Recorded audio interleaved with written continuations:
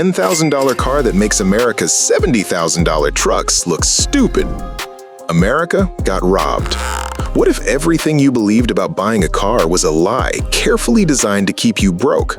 Right now, on the other side of the planet, ordinary working people are driving brand new electric cars they paid $10,000 for, not leased, not financed over 7 years, bought outright. And these aren't golf carts. These are real road-legal vehicles that do everything your $50,000 car does for a fraction of the price.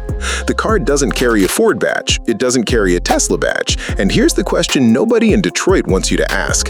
If a $10,000 car gets you to work, picks up your groceries, and drops your kids at school, what exactly are you paying the extra $40,000 for? There was a time when buying a new car was just something Americans did. A young person landed their first job, saved a few paychecks, and drove something new off a lot. That was normal. That was expected. That world is completely gone. Cars got bigger, heavier, and packed with touchscreens nobody asked for, sensor systems that beep constantly, and subscription services for features already installed in the vehicle you paid for. BMW tried charging $18 a month for heated seats already installed in the car, a real pricing strategy, and the rest of the industry watched to see if they could copy it. Today, the average new vehicle in America costs just under $50,000. A generation ago, $50,000 bought a house. Meanwhile, wages grew slowly, housing costs doubled, healthcare became a second monthly mortgage, and buying a new car quietly shifted from a normal life milestone to something millions of American families simply cannot do anymore. That gap was always going to get filled by someone. China saw it first. The move towards $60,000 crossovers and $80,000 trucks was not driven by customer demand, it was driven by profit math. Every larger screen adds margin. Every premium package is nearly pure profit. Every upgraded trim level costs the manufacturer almost nothing extra to produce. The business model was never built around what American families need. It was engineered around what they could be convinced to finance over 84 months without asking uncomfortable questions. And every single extra pound on these vehicles costs you money in a chain reaction that never ends. More weight requires more battery. More battery requires more materials. More materials mean higher prices. More price means a bigger loan and more months of your life paying for a vehicle sitting in a parking lot 8 hours a day. Detroit didn't stumble into this, they engineered it. And they banked on one thing remaining true forever, that Americans would never have a real alternative. That bet just expired.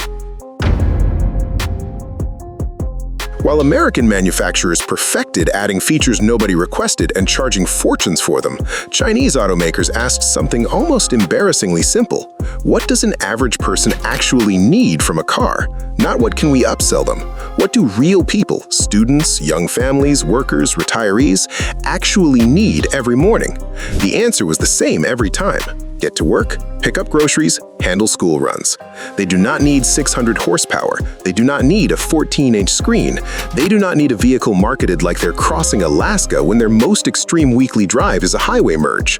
So, Chinese engineers did something the Western auto industry forgot was an option. They started removing things instead of adding them. Smaller battery, lighter body, simpler interior, lower price. The result was vehicles selling for less than a family vacation, less than the fully loaded Harley-Davidson, less than the options package on a luxury SUV. And people loved them, not despite the simplicity, but because of it. If one vehicle forced the global auto industry to stop laughing and start panicking, it wasn't a luxury sedan or a supercar. It was a tiny, aggressively simple box on 4 wheels, the Wuling Mini EV. When it launched, Western analysts called it a glorified golf cart and moved on. Then the sales figures arrived. Hundreds of thousands of units in the opening months, then more. It became one of the best-selling electric vehicles on the planet, not despite being simple, but because of it. Buyers weren't settling for it, they were choosing it. Enough range for their actual lives, enough space for their actual needs, enough reliability for their actual budget. That word, enough, turned out to be the most dangerous word the auto industry had ever encountered.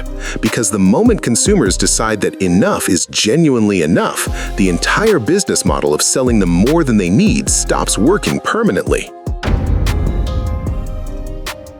Person 1 finances a $70,000 American pickup truck over 7 years. Monthly payment around $1,100. Insurance minimum $220 a month. Gas around $260 a month. Maintenance and repairs another $150 a month. 5-year total over $105,000. Person 2 buys a $12,000 Chinese electric vehicle outright. No monthly payment, lower insurance, electricity costs 70% less than gas, maintenance near zero, electric motors have a fraction of the moving parts of any combustion engine. 5-year total, under $22,000. Both people get to work, both pick up groceries, both handle school runs. The 5-year difference between those two choices is over $80,000. That is a fully funded college education, a house down payment, 3 years of maximum retirement contributions, the financial difference between stress and stability for an average American family. And that comparison is precisely why Detroit stopped dismissing cheap Chinese cars and started studying them behind closed doors. For years, American automakers genuinely did not consider Chinese brands a threat. That confidence is now visibly cracking because the threat was not just a cheap car. The threat is a completely different philosophy about what a car is supposed to be. History is consistent about what happens next. Kodak invented the digital camera, sat on it, and got destroyed by it. Nokia dominated mobile phones at the exact moment smartphones arrived and decided consumers would never change. Blockbuster turned down a partnership with a DVD by mail startup for $50 million. That startup became Netflix. Dominant industries don't collapse because a competitor overpowers them. They collapse because they convinced themselves the rules were permanent until someone rewrote them entirely.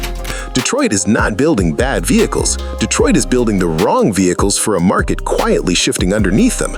And the most alarming part is not the $10,000 price tag. It's a generation of Americans starting to ask out loud the question that was never supposed to get asked. Why am I paying this much for a car? Cannot afford a $900 monthly payment, the college student getting across town and back, the retired couple on a fixed income who just needs something dependable in a world where everything costs more. Those customers were always there, tens of millions of them, invisible to an industry that decided they weren't profitable enough to design for. China built them something. And now Europe is watching, Southeast Asia is watching, Latin America is watching, and quietly, unavoidably, America is watching too. The battle between $70,000 American trucks and $10,000 Chinese EVs is not about vehicles. It is about who understands the future customer. And that battle has barely started. Before you go, if a $12,000 Chinese electric car handled everything you actually do in a day and was sitting at a dealership near you tomorrow, would you buy it? And if something stops you, drop that reason in the comments right now, because that answer determines what the next decade of the auto industry looks like. Hit like if this changed how you see your car payment. Subscribe to Truthix. We cover the stories reshaping the world before anyone else does.